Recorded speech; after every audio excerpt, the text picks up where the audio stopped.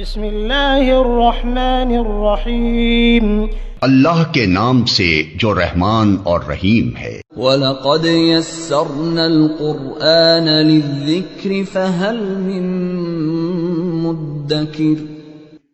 ہم نے اس قرآن کو نصیحت کے لیے آسان ذریعہ بنا دیا ہے، پھر کیا ہے کوئی نصیحت قبول کرنے والا؟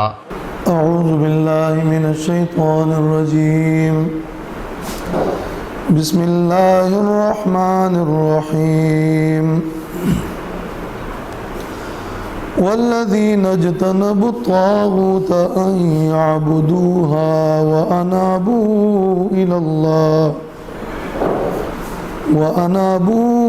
اللہ لهم البشرى فبشر عباد الذين يستمعون القول فيتبعون احسنه اولئك الذين هداهم الله واولئك هم اولو الالباب۔ یہ سورۃ الزمر کی آیت نمبر 17 ہے۔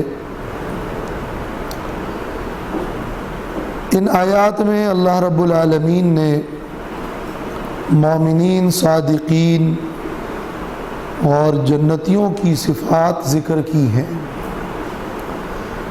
اور اس کو مضمون بشارت بھی کہا جاتا ہے۔ یعنی ان آیات میں ان لوگوں کے لیے خوشخبریاں ذکر کی جا رہی ہیں کہ جو اچھے صفات کے حاملین ہیں، اور مناسبت اس مضمون کا ماقبل کے مضمون سے یہ ہے کہ اس سے پہلے ان لوگوں کے لیے وعید ذکر ہوئی جن لوگوں نے خود کو خسارے میں کر دیا، تو وعید کے موضوع کے بعد یہ وعد اور وعدے اور بشارت اور خوشخبری کا مضمون ہے۔ فرمایا والذین اجتنبوا الطاغوت، وہ لوگ جنہوں نے خود کو طاغوت سے بچایا، ان یعبدوہا، کہ اس طاغوت کی عبادت کرے، جس کو بدل الاشتمال کہتے ہیں۔ طاغوت کی عبادت سے جو لوگ بچے اور مجتنب رہے،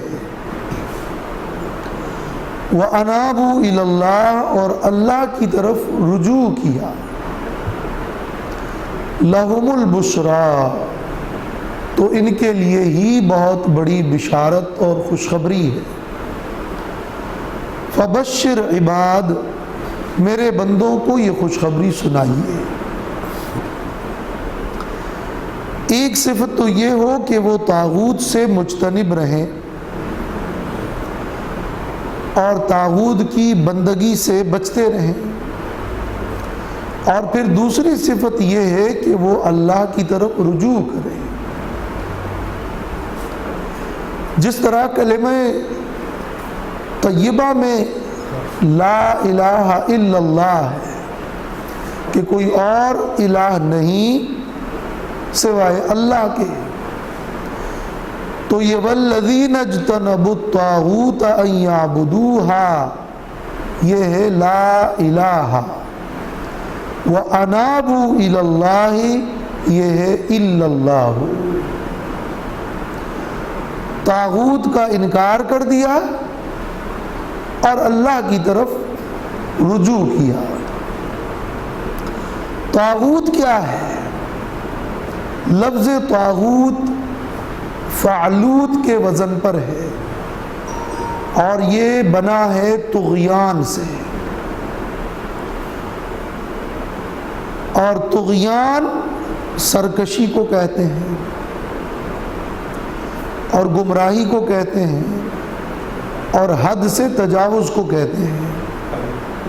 لما طغى الماء، قرآن میں ہے جب پانی حد سے بڑھ گیا، طغا کا معنی حد سے بڑھ جانا، طغیان حد سے تجاوز اور گمراہی اور سرکشی۔ اسی طغیان کے لفظ سے یہ طاغوت کا لفظ ہے، اور فعلوت کا جو وزن ہے یہ مبالغے کے لیے استعمال ہوتا ہے، یعنی اس وزن پہ جو کلمات ہیں اس میں مفہوم مبالغے والا ہے۔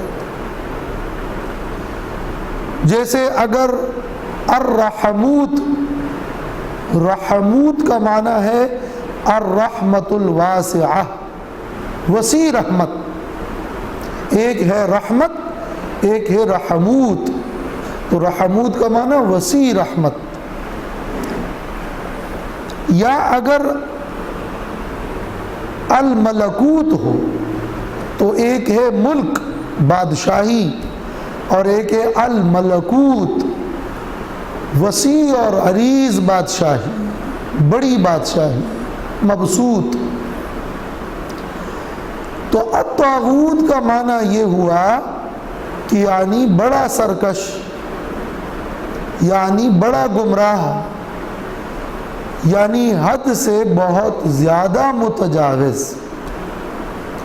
گویا کہ وہ صرف گمراہ نہیں ہے، وہ صرف سرکش نہیں ہے، بلکہ سرکشی میں بہت زیادہ ہے، اور سرکشی اور گمراہی کا لیڈر ہے اور قائدین شر ہے۔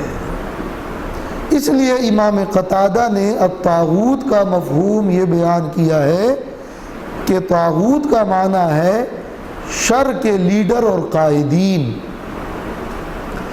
اور لغت کے اندر بھی کل رأس فی الضلال فہو طاغوت، ہر گمراہی کی جڑ اور بنیاد وہ طاغوت ہے۔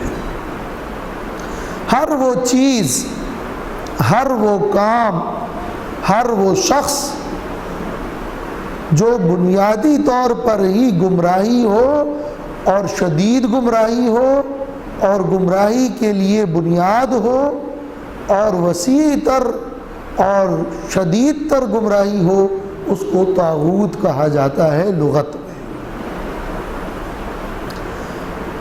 اس لیے طاغوت شیطان کو بھی کہتے ہیں، اور شیطان کے لیے لفظ طاغوت کا استعمال غالب ہے، اس لیے کہ شیطان ظاہر ہے کہ گمراہی کی بنیاد بھی ہے اور بنیادی کا قائد اور لیڈر بھی ہے اور حد سے متجاوز بھی ہے۔ تو طاغوت کا معنی شیطان بھی اس لیے ہے، اور اسی لیے بتوں کو بھی طاغوت کہا جاتا ہے کہ وہ بت سرکشی اور گمراہی کے لیے سبب ہے، وہ ذریعہ اور سبب ہے۔ اور ہر معبود من دون اللہ، اللہ کے علاوہ جن معبودان باطلہ کی بندگی کی جاتی ہے، جن معبودان باطلہ کی اطاعت کی جاتی ہے، جن معبودان باطلہ کی اتباع کی جاتی ہے، وہ سب طاغوت ہے۔ تو وہ لوگ بھی طاغوت ہی کے معنی میں داخل اور شامل ہیں، جو اللہ کے حکم اور اللہ کی اطاعت کے بجائے غیر اللہ کی اطاعت کا حکم دیتے ہیں، اس کی طرف بلاتے ہیں، یا آسان الفاظ میں امام مجاہد ابن جبر سے جو معنی مروی ہے اس کے مطابق غیر شرعی حاکم کو بھی طاغوت کہا جاتا ہے۔ یہ مفہوم عبداللہ ابن عباس رضی اللہ عنہما کے شاگرد امام مجاہد سے مروی ہے کہ وہ شخص جس کی طرف لوگ اپنے فیصلے لے کر جاتے ہیں اور وہ غیر اللہ کی اطاعت اور غیر اللہ کے نظام کے مطابق اس کے فیصلے کرتے ہیں، وہ بھی طاغوت ہے۔ یہ بات کے ادوار میں بنائے گئے کوئی مفہوم نہیں بتا رہا، بلکہ صحابہ تابعین سے اور لغت سے جو مفہوم طاغوت کا بن رہا ہے وہ یہی ہے. تو والذین اجتنبوا الطاغوت ان یعبدوها، وہ لوگ جو بچتے ہیں طاغوت سے، شیطان سے، بتوں سے، معبودان باطلہ سے، غیر شرعی حاکم سے، قائدین شر سے، برے لیڈروں سے، ان یعبدوها یعنی اس کی عبادت سے. وَيُؤْمِن بِاللَّهِ فَقَدْ اسْتَمْسَكَ بِالْعُرْوَةِ الْوُثْقَىٰ.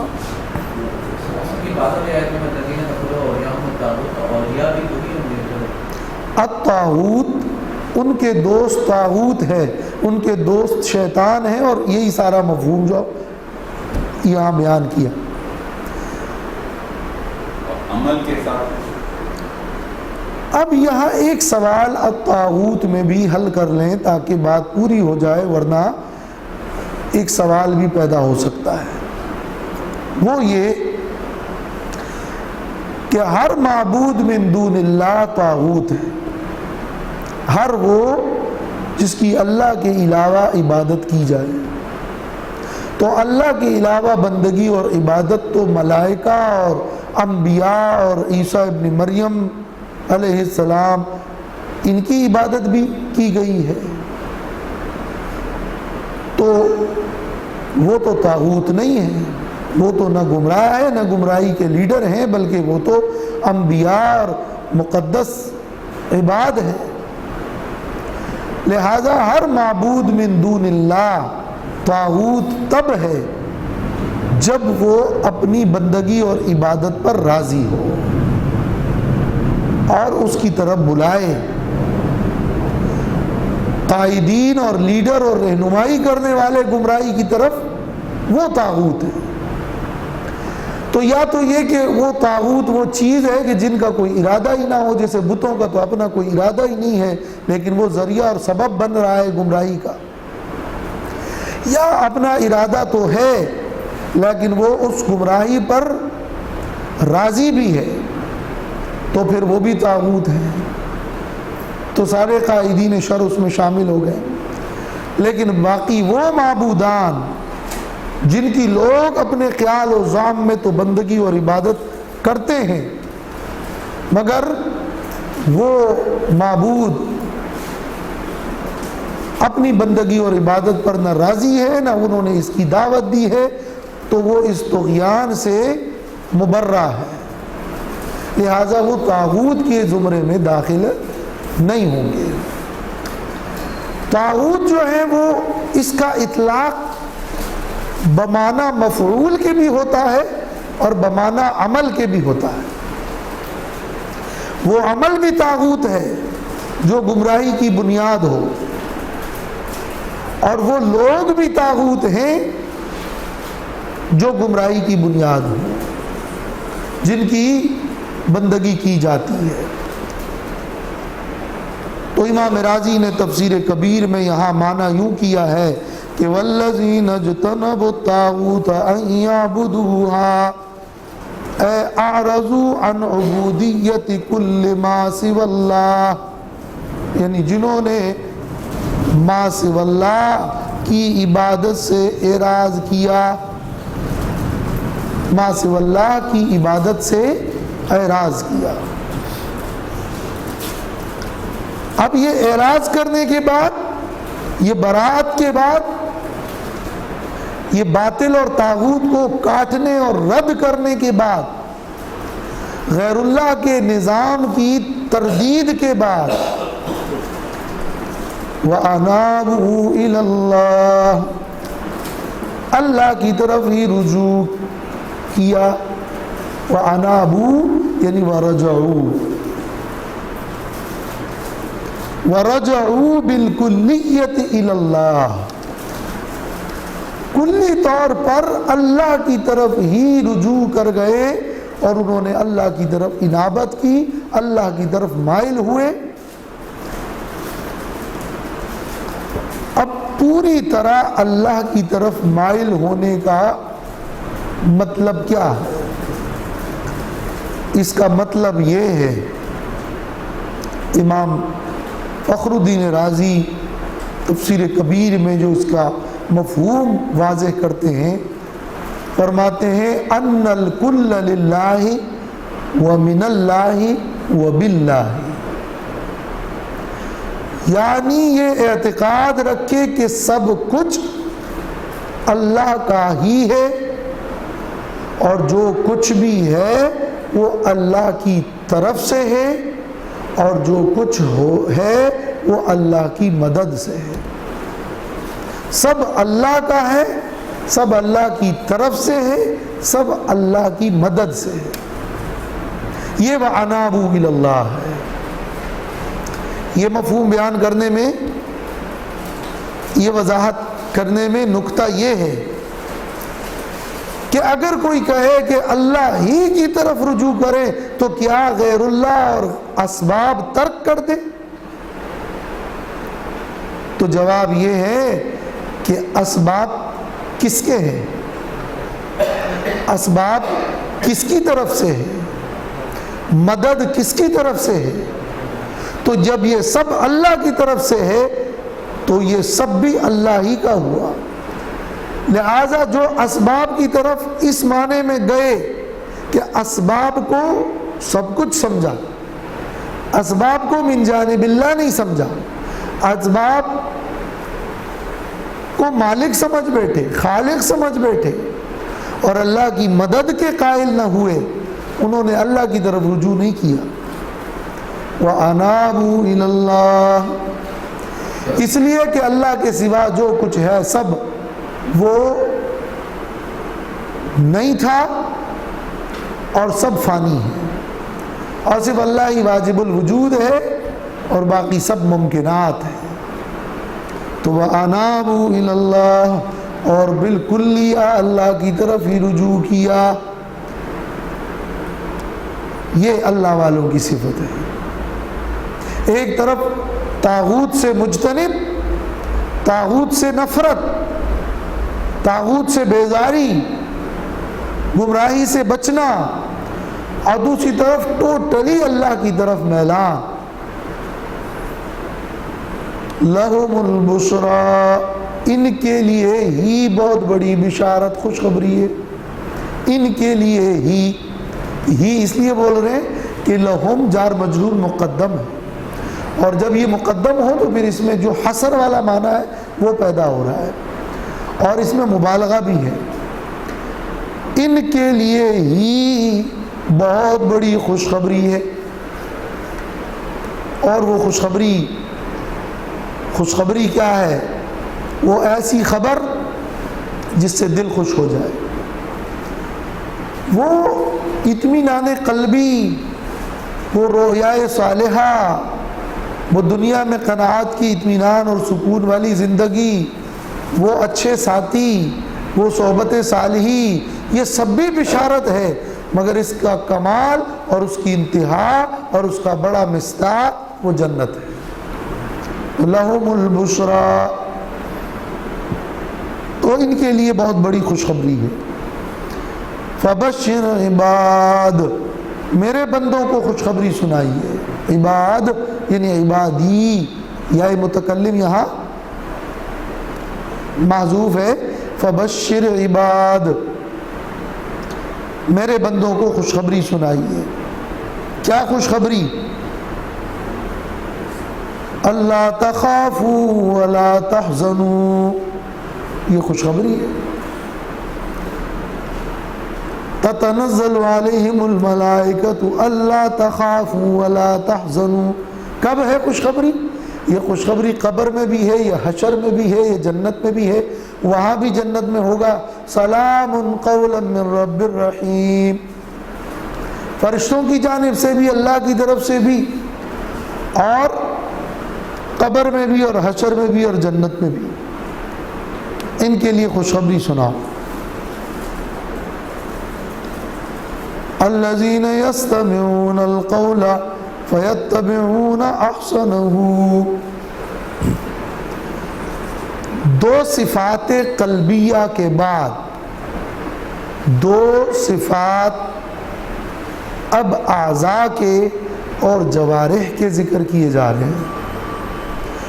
دل کا حال تو یہ ہے کہ وہ طاغوت سے مجتنب ہے، دل کا حال تو یہ ہے کہ اللہ کی طرف مائل ہے، مگر ظاہر کا حال یہ ہے کہ وہ اللہ کے کلام کو سنتے ہیں، اور ظاہر کا حال یہ ہے کہ اللہ کے اچھے احکام کی پیروی کرتے ہیں۔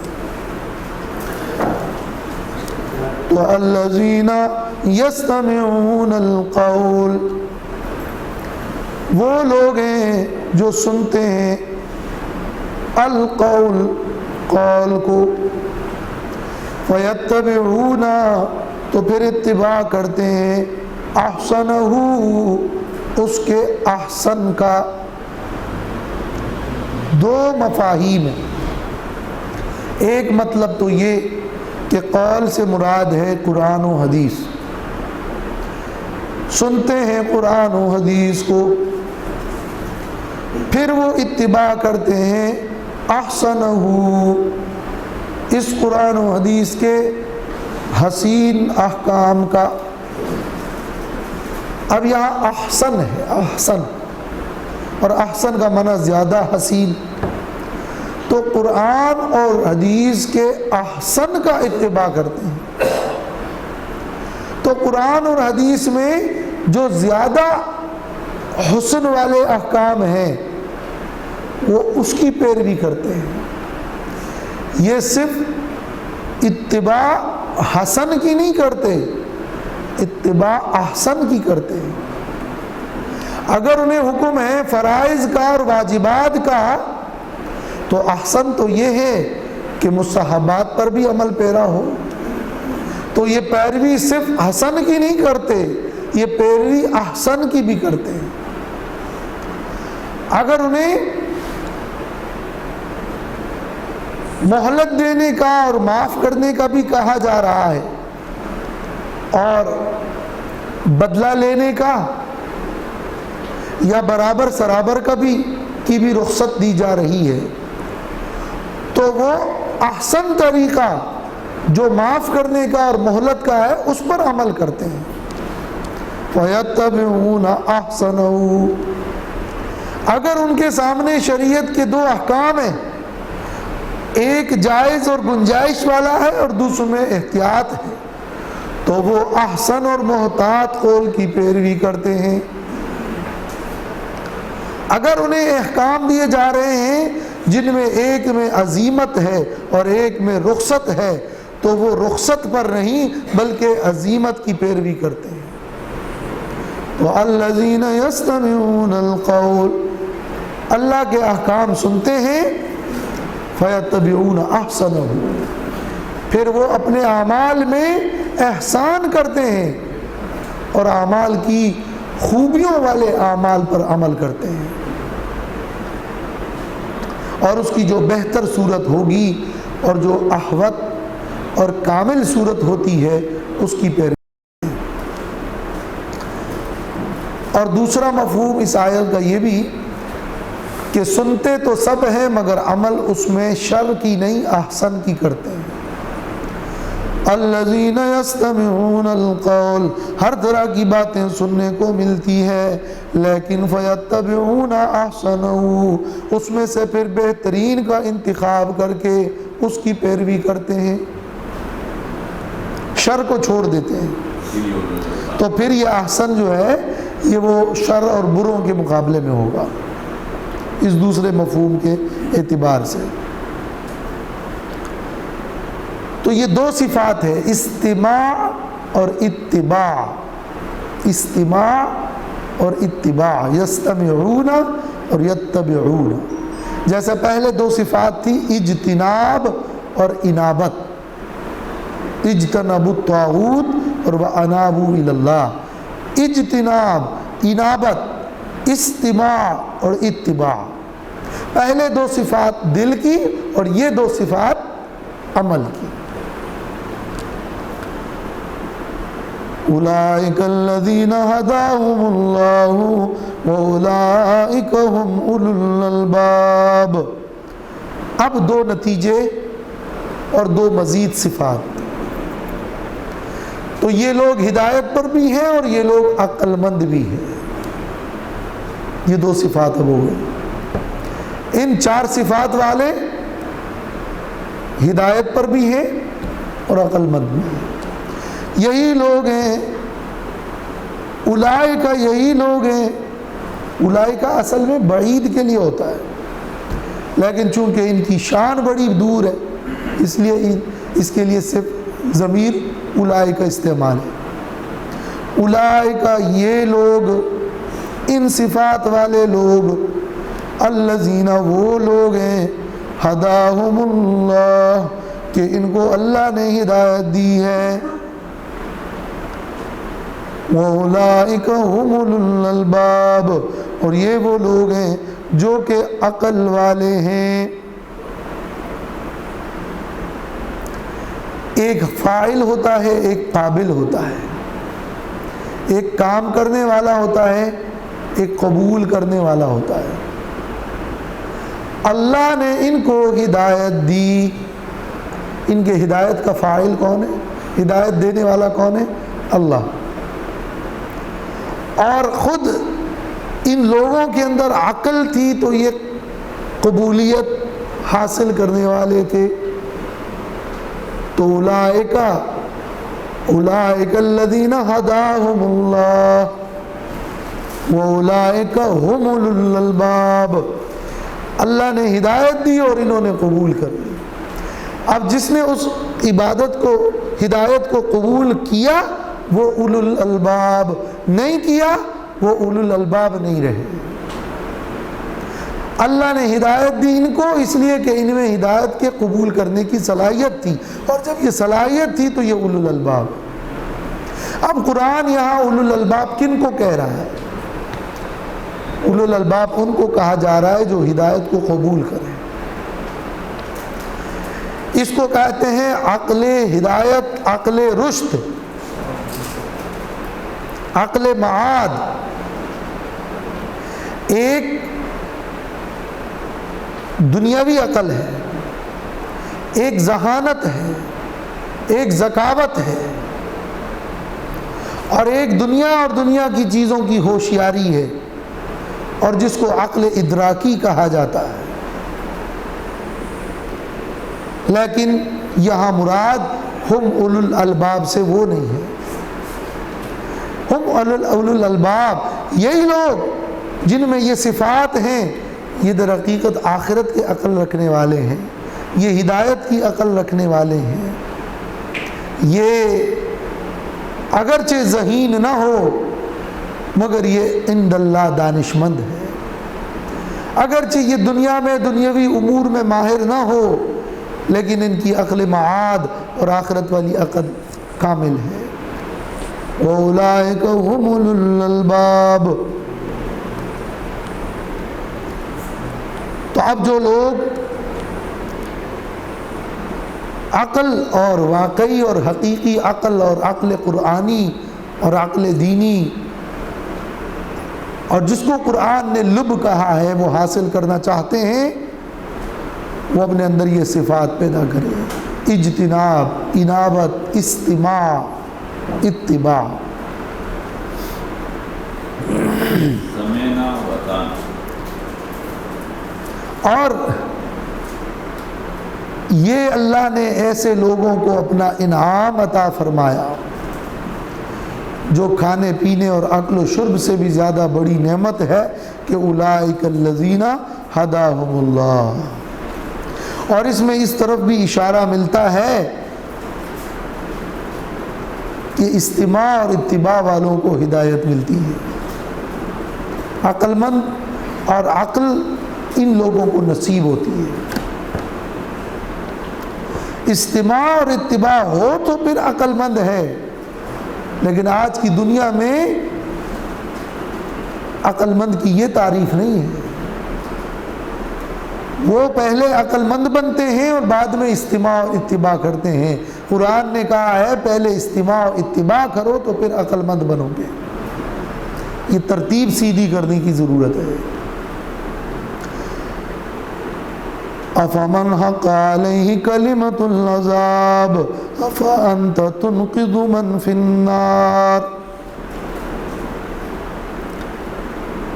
اس آیت میں ایک تو تخویف کا مضمون ہے، ڈراوے کا، اور ایک تسلی کا مضمون ہے۔ اس آیت میں جو کچھ بیان ہو رہا ہے اس میں ایک تو یہ بتایا جا رہا ہے کہ کچھ لوگ ایسے ہیں جن کے بارے میں اللہ نے اپنے علم ازلی میں فیصلہ کر دیا ہے کہ وہ ایمان نہیں لائیں گے اور وہ جہنمی ہے، اور اللہ نے ان پر عذاب کا کلمہ لکھ دیا ہے۔ کیوں لکھا ہے؟ اس لیے لکھا ہے کہ اللہ کو معلوم تھا، اپنے اختیار میں وہ جو کچھ کرتے وہ چونکہ اللہ کو پہلے سے معلوم تھا تو اللہ نے لکھا ہے۔ یہ نہیں کہ اللہ نے لکھا ہے تو یہ برے ہیں، بلکہ اللہ کو معلوم تھا کہ وہ برے ہیں تو لکھا ہے۔ ان دونوں میں فرق ہے۔ اور مسئلہ تقدیر پر اس سے پہلے تفصیلی تقریر ہو چکی ہے۔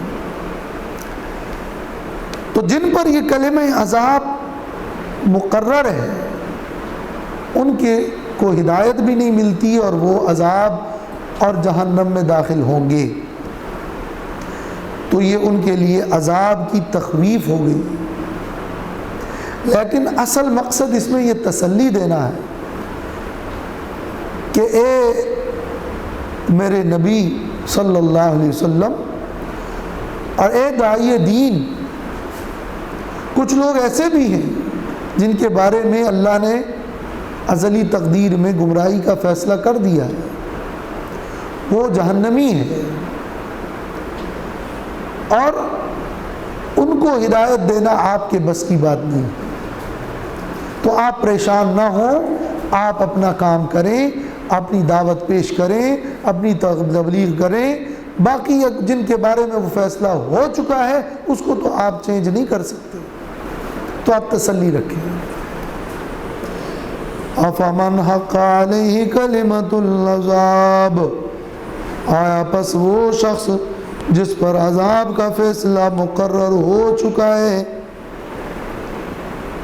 کمن لیس کذالک، یہ اس کی طرح ہے جو ایسا نہیں ہے۔ جملہ تب پورا ہوگا نا، بیچ میں کمن لیس کذالک، یہ خود مفہوم ہو رہا ہے۔ کیا وہ جس پر عذاب کا فیصلہ ہو چکا ہے یہ اس کی طرح ہے جس پر عذاب کا فیصلہ نہیں ہوا؟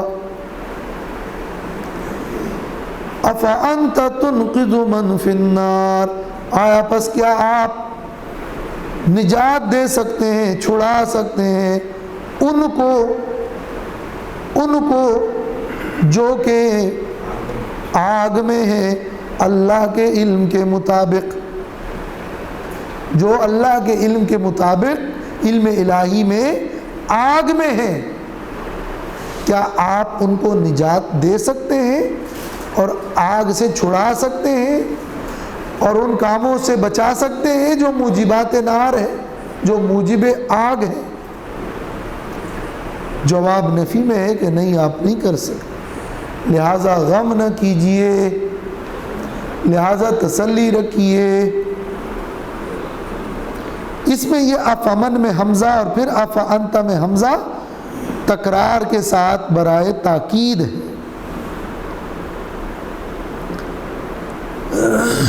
اور کلمۃ العذاب، اللہ کا کہ عذاب کا فیصلہ، اس سے کیا مراد ہے؟ ابھی سورۃ صاد کی آیت نمبر 85 میں گزر چکا ہے۔ قال فالحق والحق اقول لأن جہنم منک وممن تبعک منہم اجمعین، اللہ جہنم کو بھر دے گا کافروں سے۔ تو یہ درمیان میں ان منکرین کے بارے میں تسلی ہے کہ ان کا ایمان آپ کے اختیار میں نہیں ہے۔ لیکن الذین اتقوا ربہم، لیکن وہ لوگ جو اپنے رب سے ڈرے، اتقوا ربہم یعنی جو اجتنب الطاغوت والے ہیں، وہ کون ہیں؟ اتقوا ربہم، جن میں وہ 4 صفات ہیں، انہی کا ذکر ہے، ان کو یہاں متقین کا عنوان دے دیا۔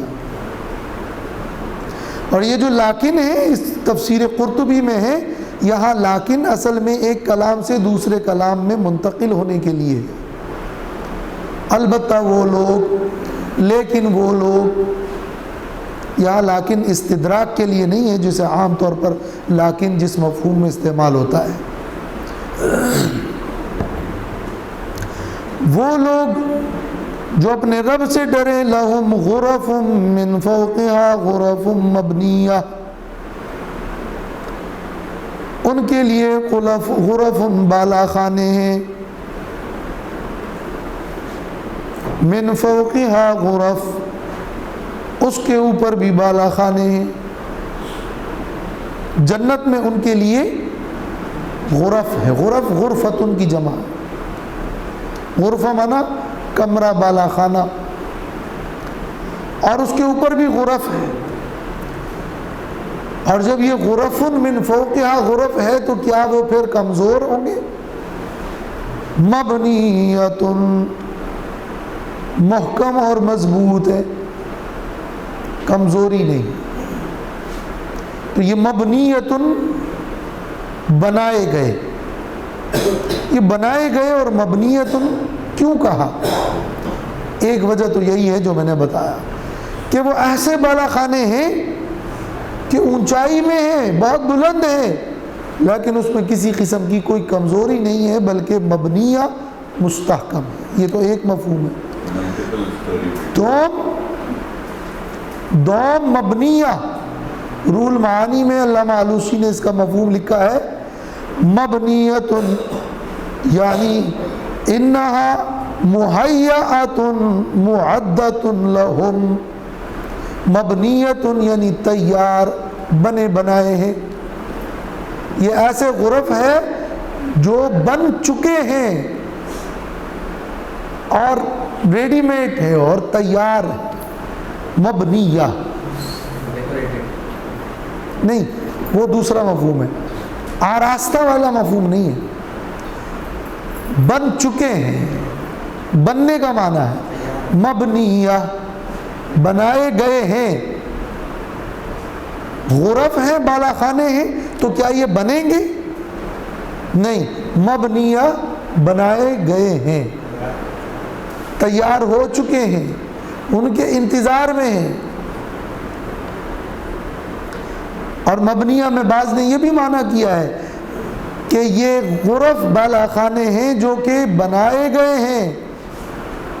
بنائے گئے کیا مطلب ہے؟ کس نے بنائے؟ اللہ نے بنائے ہیں۔ تو جس نے بنائے ہیں اس کی نسبت سے دیکھیں، بنائے گئے ہیں، یہ کسی دنیاوی شخص نے اور نہیں بنائے، مبنیہ اللہ کی طرف سے بنائے گئے ہیں، تو یعنی اس کی شان ہی کچھ اور ہے۔ تو مبنیہ کے لفظ کے اندر اس کی مزید صفات، تجری من تحتها الانہار، بہتی ہوں گی اس کے نیچے سے نہریں۔ باقی وہ منظر کیا ہوگا، وہ کیفیت کیا ہوگی، کل ماہیت تو کون جانتا ہے؟ اللہ۔ یہاں تو الفاظ ہے، ورنہ ما لا عین رأت ولا اذن سمعت ولا خطر علی قلب بشر، جنت کی نعمتیں تو ایسی ہے کسی آنکھ نے دیکھی نہیں، کسی کان نے سنی نہیں، کسی دل پہ گزری نہیں، پوری ماہیت و کیفیت تو کوئی نہیں جان سکتا۔ وعد اللہ، یہ وعدہ ہے جو اللہ نے کیا ہے، وعد اللہ لا یخلف اللہ المیعاد، اللہ خلاف نہیں کرتا اپنے وعدے کا۔ جو اللہ نے وعدہ کیا اللہ اس کی مخالفت نہیں کرتا. یا میعاد بمانا وعدے کے ہے. میعاد وعید کے معنی میں بھی آتا ہے یا وعید کے معنی میں نہیں ہے. اللہ اپنے وعدے کے خلاف نہیں کرتا اور وعید کے خلاف نہیں کرتا. اللہ نے وعید سنائی اور پھر چاہا تو معاف کر دیا. تو وعید میں تو معاف بھی کر دے گا, وعدے کے خلاف نہیں کرتا. لا یخلف اللہ المیعاد. وآخر دعوانا الحمدللہ.